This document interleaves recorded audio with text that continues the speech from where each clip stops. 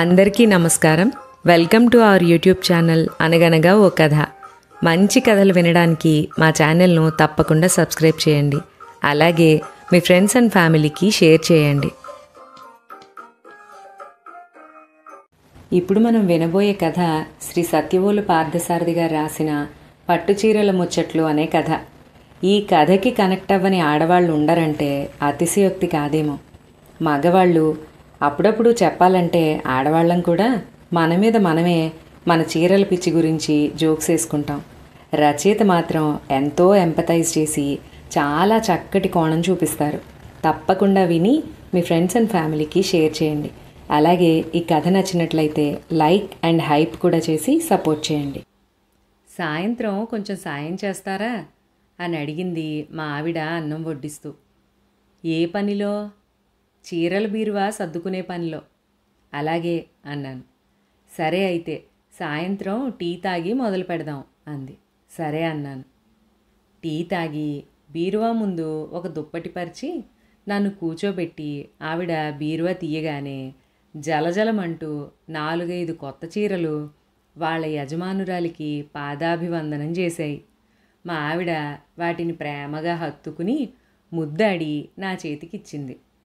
నా స్పర్శ కోసం తహతహలాడుతున్నాయి పాపం. త్వరగా కట్టుకో అంటున్నాయి అంది తన్మయత్వంగా. బీరువా ఎదురుగా కింద కూర్చున్నానేమో. తలెత్తి బీరువాలోకి చూస్తే ధర్మరాజు రాజసూయ యాగం చేస్తున్నప్పుడు శ్రీకృష్ణ భగవానుడు విశ్వరూపం చూపెట్టినట్లు నాకు మా 6 అడుగుల బీరువా తన విశ్వరూపం చూపెట్టింది. 5 అరల నిండా కిక్కిరిసి ఉన్న రంగురంగుల రకరకాల చీరల్ని చూస్తూ ఉంటే నా కళ్ళకి మంగళగిరి, ఉప్పాడ, ధర్మవరం, నారాయణపేట, పోచంపల్లి, పెడన, కంచి, బెనారస్, మైసూర్ ఇత్యాది ఊళ్ళన్నీ కనపడ్డాయి. మొత్తం చీరల ప్రపంచాన్నే బీరువాలో బంధించావు అన్నాను నవ్వుతూ. మీరు మరీను దిష్టి పెట్టకండి. అసలే ఏడాది నుంచి కరోనా పుణ్యమా అని ఒక్క పెళ్ళి లేదు, పేరంటం లేదు. ఒక్క చీర తనివి తీరా కట్టినట్లు లేదు. ఒక్క చీర కొనుక్కోను లేదు అంది. సరే ఏ అరా ఖాళీ లేదుగా, మరి ఇప్పుడు ఇందులో సర్దడానికే ఉంది నా తలకాయ్ అన్నాను. శుభమా అని చీరల బీరువా తెరిస్తే దీపాలు పెట్టేవేళ ఏమిటా పిచ్చివాగుడు, లెంపలేసుకోండి అంది. సరే వేసుకున్నాను. ఏం చేయాలి మనం ఇప్పుడు? ఏమీ లేదు. అన్నీ ఓసారి తీసి చూసుకుని మళ్ళీ మడతలెట్టి ఒక క్రమంలో సర్దుకుందాం. ఈ చీరలను చూస్తుంటే నన్ను ముంచెత్తే మధురానుభూతులు, మధుర జ్ఞాపకాలు మీతో పంచుకుందామని. అయితే నా సాయంత్రపు నడకకి ఈరోజు నాగా పెట్టాలా? రోజూ ఉండేదేగా ఈ నడక. ఇవాళ నా చీరల సామ్రాజ్యంలోకి తొంగి చూడండి. అక్కడే పచారులు చేయండి. ఉచితంగా బోలెడు మధురానుభూతులు పొందండి అంది మనోహరంగా నవ్వుతూ. అయితే సరే అన్నాను. అన్నీ కలగాపులగం అయిపోయాయి. పట్టు చీరలన్నీ ఒక అరలోనూ, కట్టుడు చీరలు ఒక దాంట్లోనూ, కాటన్వన్నీ ఓ దాంట్లోనూ, ఫ్యాన్సీవి ఒక దగ్గర, పాత ఒక దగ్గర, కట్టను ఒక దగ్గర, ఇంకా హలో 5 అరలే ఉన్నాయి ఇందులో అన్నాను. అందుకే ఇంకో చిన్న బీరువా కొనండి మహాశయ అని మొత్తుకుంటున్నాను. ఇంకోటి ఉంటే ఇలా కిక్కిరిసిపోయినట్లు సర్దుకోనవసరం ఉండదు. వాటికి కూడా కొంచెం గాలి తగలాలిగా అంది మూతి తిప్పుతూ. సరే కొందాంలే, ఇక మొదలెట్టు సర్దడం అన్నాను. ముందు పట్టు చీరలు. ఇది జ్ఞాపకం ఉందా? మైసూర్ సిల్క్. పెళ్ళయ్యాక తిరుపతి వెళ్ళి అట్నుంచి బెంగుళూరు, మైసూరు వెళ్ళాం. బృందావన్ గార్డెన్స్ చూశాక చేసిన షాపింగ్లో అప్పుడు కొన్న చీరది అంటూ నీలం రంగు మైసూర్ సిల్క్ చీరిచ్చింది చేతికి. దాన్ని ముట్టుకోగానే పెళ్ళైన కొత్త రోజులు, ఆనాటి మధురానుభూతులు జ్ఞాపకం వచ్చాయి. ఏవేవో చిలిపి తలుపులు ఉరుకుతున్నవి, అవి ఎలా ఎలా చెప్పాలో తెలియకున్నవి అనే పాట కూనిరాగం తీశాను అప్రయత్నంగా.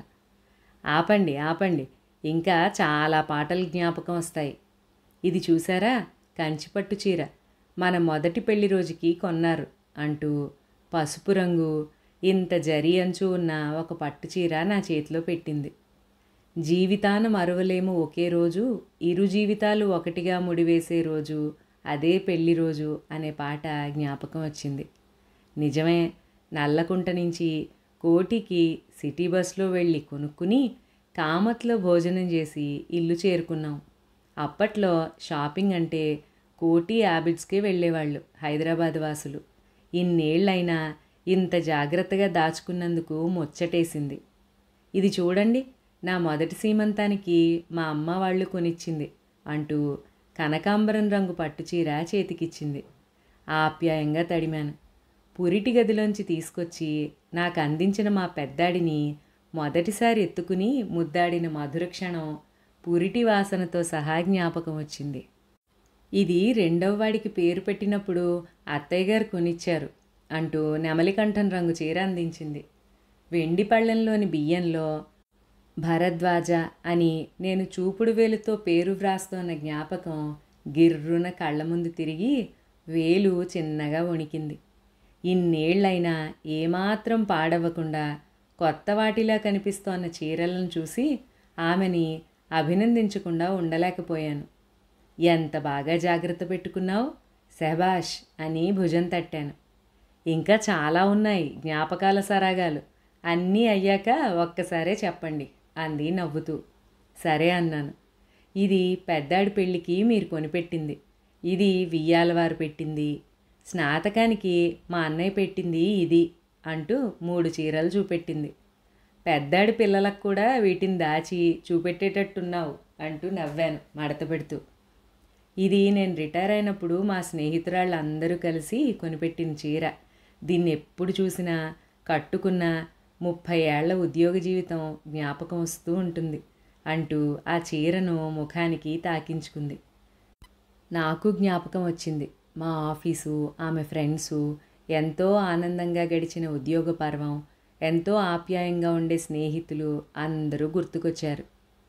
ఇది మా తమ్ముడు పెళ్ళికి కొనుక్కున్నది, ఇదేమో మీ చెల్లెల పెళ్ళికి కొన్నది అంటూ 2 చీరలు చేతిలో పెట్టింది. శ్రావణ మాసంలో చిరుజల్లుల వర్షంలో జరిగిన బావుమరిది పెళ్ళి. నయమే కళ్యాణ మండపం గనక సరిపోయింది, ఇదే ఆరుబయటైతేనా అని అందరం అనుకున్న మాటలు జ్ఞాపకం వచ్చాయి. మా చెల్లాయి పెళ్లి చీర చూడగానే మా మేనమావలతో బాటుగా నేను కూడా పెళ్లికూతురి బుట్టని మోసిన ఉదంతం గిర్రున కళ్ళ ముందు తిరిగి అప్రయత్నంగా భుజం తడుముకున్నాను. ఇదేమో మా అక్క కొడుకు పెళ్ళిది. ఈ పెళ్లి కోసం మా అక్క చెల్లెళ్ళం ముగ్గురం ఒకటే రంగు ఒకటే రకం కావాలని ధర్మవరం పట్టు చీరలు కొనుక్కున్నాం. మీరు బావగారు మమ్మల్ని ఆడబ్యాండ్ మేళం డ్రెస్ అని ఆట పట్టించారు, జ్ఞాపకం ఉందా అని అడిగింది.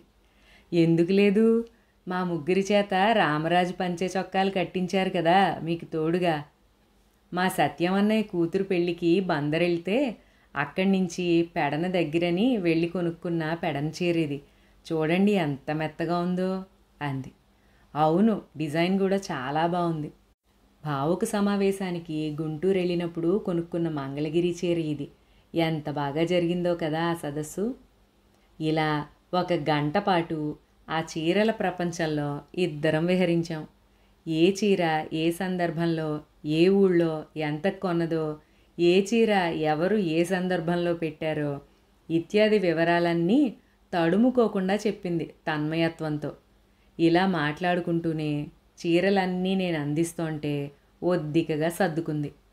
ఆమె చెబుతోన్నదంతా నేను నిశ్శబ్దంగా వింటున్నాను. అవన్నీ వింటుంటే మమ్మల్ని విడిచి వెళ్ళిపోయిన అమ్మ, నాన్న, అత్తగారు, మామగారు జ్ఞాపకం వచ్చారు. ఏం మాట్లాడరే, పిచ్చివాగుడు వాగుతోంది అనుకుంటున్నారా అంది నవ్వుతూ. గిరీశంగారు అన్న మాట కొంచెం మార్చి, నిజంగా మా మగాళ్ళమంతా ఉత్తి వెధవాయిలమోయి అనొచ్చు. ఎప్పుడు మీ ఆడవాళ్ల చీరలు నగల మోజు మీద పిచ్చి జోకులు వేసుకుంటూ గడిపేస్తున్నాం, కానీ మీకున్న భావుకత, వాటి మీద మీరు పెంచుకున్న మమకారం, వాటితో పనివేసుకున్న మీ మమతానుబంధం, మీ అభిరుచి గురించి ఎప్పుడూ ఇంతలా ఆలోచించలేదు. బొగ్గన వేలేసుకుని నాకేసి ఆశ్చర్యంగా చూస్తున్న ఆవిడ్ని చూస్తూ మళ్ళీ కొనసాగించాను.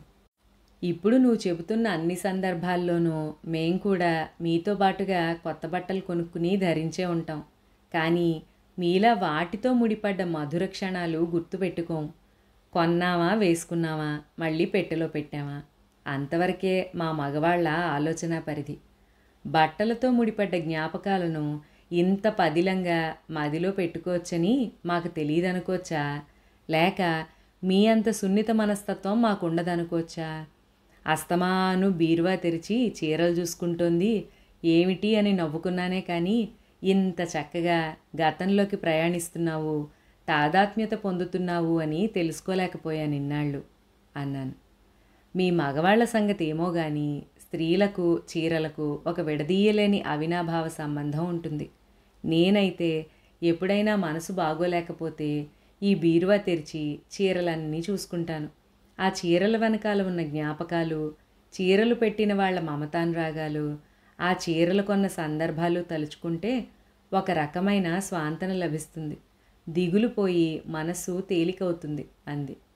ఒత్తిడి నుంచి బయటపడే చక్కటి సులువైన మార్గం కనిపెట్టుకున్నావు. నా మనసు కదిలించావు. ఇంకెప్పుడు నీ చీరల మీద జోకులు వెయ్యను. సర్లేండి, ఇక లేవండి, దీపాలెట్టే వేళయింది. థ్యాంక్స్ మీ సహాయానికి. మనస్ఫూర్తిగా చెబుతున్నాను. ఆడవాళ్ళు మీకు జోహార్లు. ఇక్కడితో ఈ చక్కటి కథ సమాప్తం. మరొక మంచి కథలో మళ్ళీ కలుసుకుందాం. అంతవరకు సెలవు.